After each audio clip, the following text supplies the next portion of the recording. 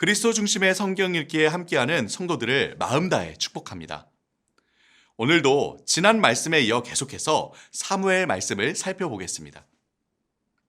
지난번 우리는 하나님께서 왕이심에도 불구하고 끊임없이 마음에 하나님 두기를 싫어하며 그저 전쟁에서 자기들을 지켜줄 왕을 구한 이스라엘 백성에 대해 살펴보았습니다. 결국 하나님께서는 사울을 왕으로 세워주셨고 사울 왕이 첫 전쟁에서 승리를 거두게 되었죠. 하지만 이스라엘 백성은 거봐라, 우리 말이 맞지? 역시 왕을 세우니 왕이 리더십을 발휘해서 전쟁에서도 이기지 않느냐? 이렇게 오해하지 말아야 했습니다.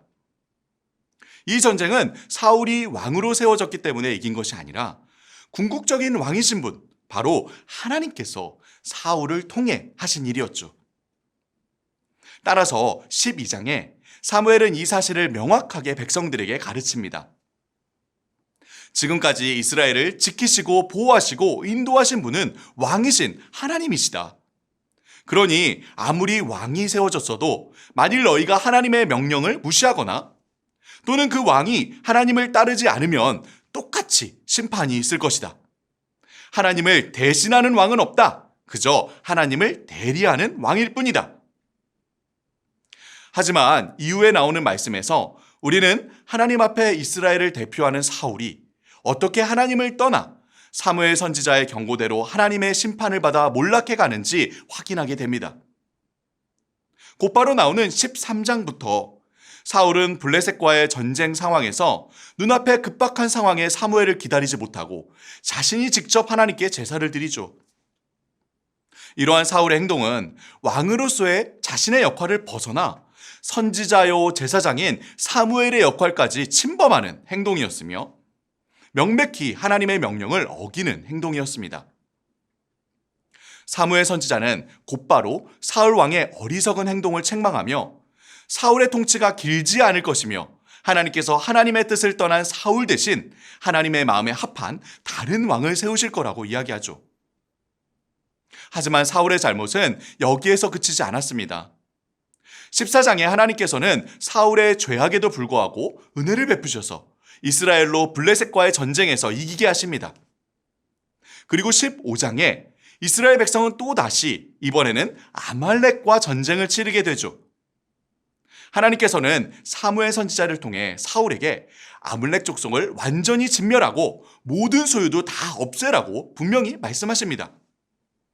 하지만 사울은 전쟁에서 승리한 후에 하나님의 말씀을 어기고 자신이 보기에 좋아 보이는 것들을 남겨서 가지고 오죠. 게다가 사울은 하나님께서 주신 승리를 마치 자신이 직접 이룬 것처럼 기념비를 세워 영광을 하나님께 돌리지 않고 자신이 차지해버립니다. 그리고도 책망하는 사무엘을 향해 자신은 하나님의 명령을 다 지켰다고 거짓말하고 하나님께 제사를 드리려고 좋은 것들을 남겨온 거라고 변명을 늘어놓죠. 하지만 사무엘은 분명히 이야기합니다.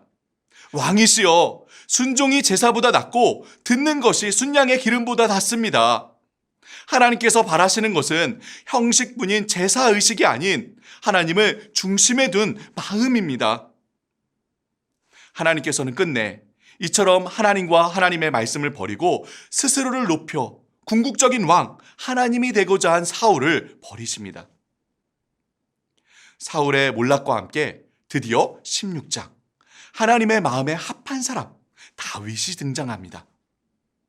사울을 대신할 새로운 왕을 기름 부어 세우기 위해 사무엘 선지자는 하나님의 명령을 따라 길을 나섭니다. 그리고 이스라엘의 한 작은 마을, 바로 베들레헴으로 향하죠.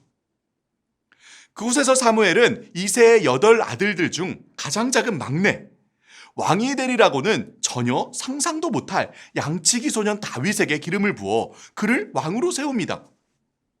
하나님께서 용모나 키와 같은 외모를 보지 말고 마음의 중심을 보라고 말씀하셨기 때문이었죠.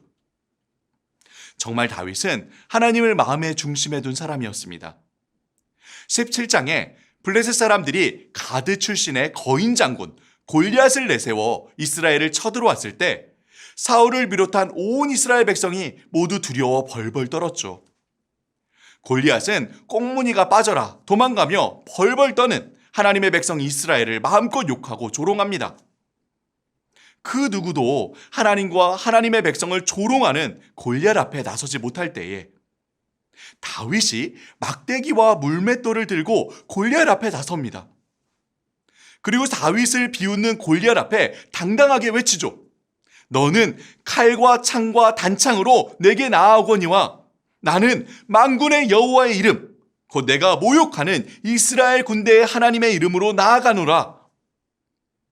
하나님을 그 마음의 중심에 두고 있던 다윗은 분명히 확신한 것입니다. 전쟁은 칼과 창에 달려있지 않다. 전쟁은 하나님께 속해 있다. 네, 사울도 온 이스라엘 백성도 잊고 있었던 그 사실. 이스라엘의 왕은 하나님이시다. 하나님께서 그 백성을 지키시고 보호하신다. 이 사실을 오직 다윗만이 믿고 골리앗 앞에 당당히 나아가 그를 무찌른 것이죠. 이스라엘은 또다시 블레셋과의 전쟁에서 승리를 거두게 되고 사울은 전쟁의 1등 공신 다윗을 자신의 군대 장관으로 삼습니다. 하지만 곧 사울과 다윗의 갈등이 시작됩니다. 18장에 전쟁에서 승리를 거두고 돌아오는 군대를 향해 이스라엘 백성들이 외치죠. 사울이 죽인 자는 천천히요 다윗은 만만이로다. 이에 사울은 다윗을 향한 질투심이 점점 타오르게 되고 급기야 그를 온갖 수단과 방법들을 다 동원하여 죽이려 듭니다. 결국 다윗은 사울의 아들이었지만 다윗을 마음 깊이 아끼고 사랑했던 요나단의 도움을 받아 사울을 피해 도망가고 말죠.